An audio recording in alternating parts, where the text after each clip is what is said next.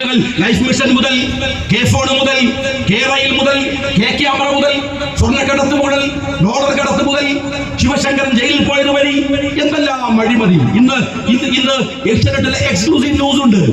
എന്താണെന്നറിയുമോ? പയ്യന്നൂരിൽ രക്തസാക്ഷിയുടെ പേരിൽ നിങ്ങൾ പിരിച്ചെടുത്ത പണത്തിന്റെ 1 കോടിയുടെ തട്ടിപ്പ്.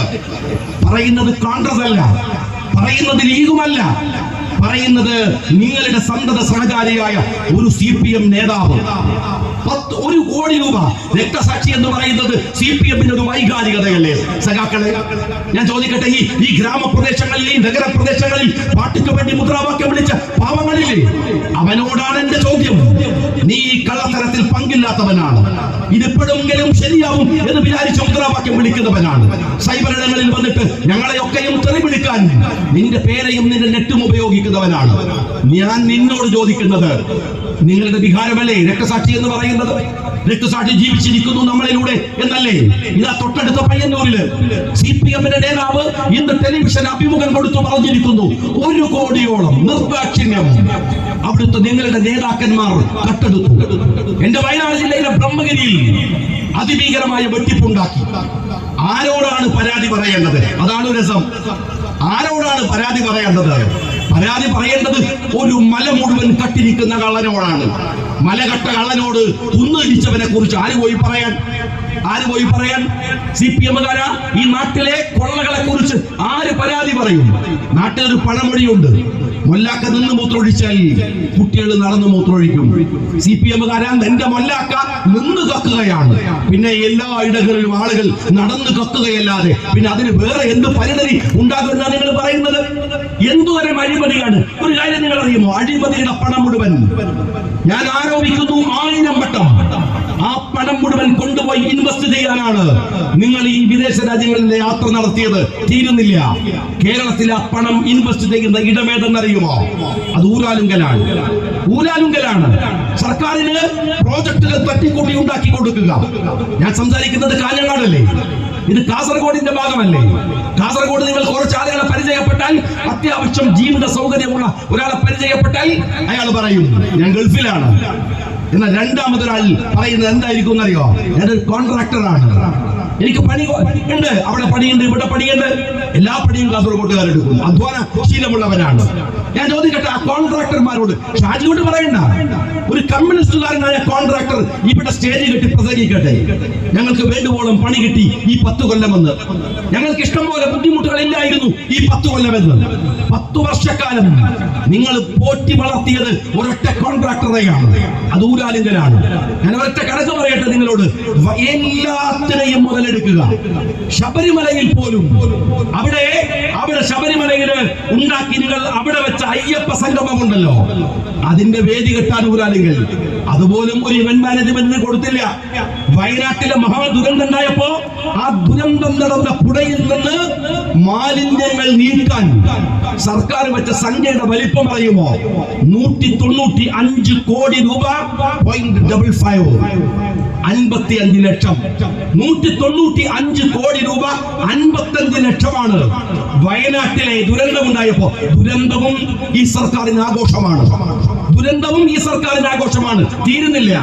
വയനാട്ടിലെ വീടുകളുടെ പ്രോജക്ട്, ഒരു കാര്യം ഞാൻ സാമാന്യ യുക്തിയോടെ ചോദിക്കട്ടെ, എന്നോട് നിങ്ങൾക്ക് ഡിബേറ്റ് ചെയ്യാം. അവിടെയൊക്കെ നിങ്ങൾ കൊടുത്തത് 750 കോടി രൂപയാണ് വയനാട്ടിലെ പ്രോജക്ടുകളായി. നിങ്ങൾ 700 കോടിയാണ് ഊരാലുങ്കലിന് കൊടുത്തത്. നിങ്ങൾ വയനാട്ടിൽ എത്ര വീടാണ് ഉണ്ടാക്കി കൊടുക്കുന്നത്? നമ്മളുടെ കാസർഗോട്ടുകാരനായ മായിൻചയുടെ പഴയ എസ്റ്റേറ്റിലല്ലേ അത് ആ പണി നടക്കുന്നത്? ഒന്ന് പോയി അന്വേഷിച്ച് നോക്ക്. സർക്കാർ പോലും പറയുന്നില്ല നിങ്ങൾ കൊടുക്കുന്ന വീടിന് 20 ലക്ഷം രൂപയുണ്ടെന്ന്. എന്നാൽ ഞാൻ അനുമാനിക്കുന്നു നിങ്ങൾ കൊടുക്കുന്ന വീടിന് അധിക ചെലവോടുകൂടി 20 ലക്ഷം രൂപ. എത്ര വീടാ കൊടുക്കുന്നത്? 400 വീടാണ്. ഒരു വീടിന് 20 ലക്ഷം രൂപ. സഖാവേ, എങ്ങനെ കണക്ക് കൂട്ടിയാലും അതിന്റെ വലിപ്പം 80 കോടിയാണ്. 700 കോടിയുടെ പ്രോജക്റ്റാണ് കൊടുത്തത്. ഊരാലുങ്കലിന് 400 വീടിന് 700 ചില്ലാനം കോടി രൂപ അല്ലേ? അപ്പോൾ ഒരു വീടിന് 20 ലക്ഷം ഉണ്ടെങ്കിൽ സർക്കാർ പറയുന്നില്ല കേട്ടോ 20 ലക്ഷം, ഞാൻ പറയുന്നു 20 ഉണ്ടെങ്കിൽ 80 കോടി അല്ലേ? അവിടേക്ക് റോഡ് വെട്ടാൻ ഒരു 40 കോടി ഒരിക്കലും വേണ്ട, 4 കോടി പോലും വേണ്ട, ഞാൻ ഇട്ട് കളിക്കുന്നു. ഒരു 40 കോടി. അവിടെയുള്ള മറ്റ് സൗകര്യങ്ങൾ അതും പോകട്ടെ, ഒരു 100 കോടി, പിന്നെയും 200 ആക്കിക്കോ. ബാക്കി പണം എവിടെയാണ് സഖാവേ? ഞങ്ങൾക്കും കണക്കറിയാലോ. ഞാൻ കാസർഗോഡിലെ കോൺട്രാക്ടർമാരോട് പറയട്ടെ, നിങ്ങളൊന്ന് വന്നൊരു എസ്റ്റിമേറ്റ് എടുത്തിട്ട് ഷാജി നോണ പറയുകയാണ് എന്നൊന്ന് പറയോ? നിങ്ങൾ ഇവിടെ പ്രസംഗിക്കുമോ? ഒരു സഖാബ് കോൺട്രാക്ടറോട് ഞാൻ ചോദിക്കട്ടെ, 400 വീടുണ്ടാക്കി കൊടുക്കാൻ 700 ചില്ലാനം കോടിയുടെ കണക്കിന്റെ അർത്ഥം എന്താണ്? എന്താണ് ഈ കണക്ക്? അതിഭീകരമായ കൊള്ള, എല്ലാ മേഖലകളിലും എല്ലാ ഇടങ്ങളിലും എല്ലാത്തിനും കൊള്ള നടത്തുന്ന ഒരു സർക്കാർ അറിയാവുന്നത്. എന്നിട്ടോ അവസാനം നിങ്ങൾ ആലോചിച്ച് നോക്ക്, നാട്ടിൽ ചെറുപ്പക്കാർക്ക് തൊഴിലില്ല, ആളുകൾക്ക് ശമ്പളം കൃത്യമായി കിട്ടുന്നില്ല, അവരുടെ ഒരു ആനുകൂല്യമില്ല, അധ്യാപകന്മാര് വേറെ, എന്തിന് പോലീസുകാരുടെ സ്ഥിതി എന്താണ്? നിങ്ങളൊരു ആത്മാർത്ഥമായി ഒന്ന് ചോദിച്ചു നോക്ക്. എന്ത് പുരോഗതിയാണ് അവർക്ക് ഈ 10 കൊല്ലക്കാലത്തിൽ അവർക്ക് വേണ്ടി പണിയെടുക്കുന്ന സർക്കാരിനെ പണിതെടുക്കുന്ന ഇവിടുത്തെ പോലീസുകാരന് എന്ത് ആനുകൂല്യം? ഇവിടുത്തെ അധ്യാപകന്, ഇവിടുത്തെ തൊഴിലാളിക്ക് ഒരു ആനുകൂല്യമില്ല. ആകെ ആനുകൂല്യം ആർക്കെന്നറിയുമോ? ഈ പോലീസുകാരൻ ഓടിച്ചിട്ട് പിടിച്ചു കൊണ്ടുപോകുന്ന പ്രതി ജയിലിലെത്തിയാൽ അവന് 650 രൂപ ദിവസക്കൂലി കിട്ടും. എന്തൊരു സന്തോഷം! ഞാൻ കഴിഞ്ഞ ആഴ്ച നോക്കുമ്പോ കോഴിക്കോട് കടപ്പുറത്ത് ഒരാള് കഞ്ചാവ് വിരിച്ചിട്ടിട്ട് അതിനെടുത്ത് കിടന്നുറങ്ങി, ഉണങ്ങാൻ വെച്ചതെന്നാ പറയുന്നത്. പോലീസ് പിടിച്ചിട്ട് പലരും പറഞ്ഞെന്താ വെച്ചാൽ ഇയാൾ ഇതിന്റെ ക്വാളിറ്റി ചെക്ക് ചെയ്യാൻ വേണ്ടി ഒന്ന് തിന്നു നോക്കിയപ്പോ ഉറങ്ങിപ്പോയതാണ്. പക്ഷെ സത്യം അതൊന്നുമല്ല, ഇയാൾ അങ്ങനെ മനഃപൂർവ്വം നിന്നതാണ്. എങ്ങനെങ്കിലും പോലീസ് പിടിച്ച് ജയിലിലിട്ടാൽ ഇവിടെ കഞ്ചാവ് വിട്ട് ജീവിക്കുന്നത് നല്ലത്. നിങ്ങൾ കണക്കൂട്ടേണ്ട ഒരു കാര്യം എന്താ? നിങ്ങള് പ്രവാസികൾ പ്രത്യേകിച്ച് കണക്ക് കൂട്ടിക്കോ. 10 കൊല്ലം ജയിലിൽ നിന്നാല് വീട്ടിലേക്ക് തിരിച്ചു പോകുമ്പോ 22 ലക്ഷം രൂപ നിങ്ങൾക്ക് കിട്ടും. ഗൾഫ് പോയി 10 കൊല്ലം നിന്നിട്ട് 22 ലക്ഷം രൂപയുടെ വീടെടുത്ത എത്ര പാവങ്ങളുണ്ട്? ഒന്ന് ആലോചിച്ച് നോക്കിക്കോങ്ങള്. നിങ്ങൾക്ക് എന്തെല്ലാം ചെലവുണ്ട്? ഗൾഫിന് പോയാൽ റൂമിന്റെ വാടക കൊടുക്കണം, ജയിലിന് വാടക ഇല്ല. തിന്നുന്ന ഭക്ഷണത്തിന് പൈസ കൊടുക്കണം, ജയിലിലെ ഭക്ഷണത്തിന് പൈസ ഇല്ല. കുടിക്കുന്ന വെള്ളത്തിന് പൈസ കൊടുക്കണം, ജയിലിലെ വെള്ളത്തിന് പൈസ ഇല്ല. എല്ലാം ഫ്രീ ആണ്, ഭക്ഷണം ഫ്രീ ആണ്, എല്ലാം ഫ്രീ ആണ്. ഇപ്പം പെണ്ണുങ്ങളൊക്കെ ഭർത്താക്കന്മാരോട് പറയുന്നത് ഒന്നുമില്ല, ജയിലിൽ പോയി കിടന്നുകൊണ്ട് ഞങ്ങൾ 600 രൂപ കിട്ടൂല. എന്നാണ് 10 കൊല്ലം കടന്നാൽ 22 ലക്ഷം രൂപ കിട്ടുക. ഈ പിണറായി വിജയൻ സർക്കാരിന്റെ മുമ്പിലാണ് ആശാ വർക്കർമാർ സമരം ചെയ്തത്. കൊടുത്തില്ല, നിങ്ങൾ ആനുകൂല്യം കൊടുത്തില്ല, അധ്യാപകർക്കില്ല, ആർക്കുമില്ല. ഞാൻ ചോദിക്കുന്നത്, ഇപ്പൊ ഈ എന്താണ് ജൂനിയർ മാൻഡ്രാക്ക് എന്ന് പറഞ്ഞ സിനിമയിൽ ജഗതിണ്ട് പോലീസിന്റെ മുമ്പിൽ പായ വലിച്ചു കിടക്കുന്നത്, എന്നെ അറസ്റ്റ് ചെയ്യൂ എന്ന് പറഞ്ഞിട്ട്. ഇനിയിപ്പോ നാളെ മുതൽ കാണാൻ പോകുന്നതാണ്.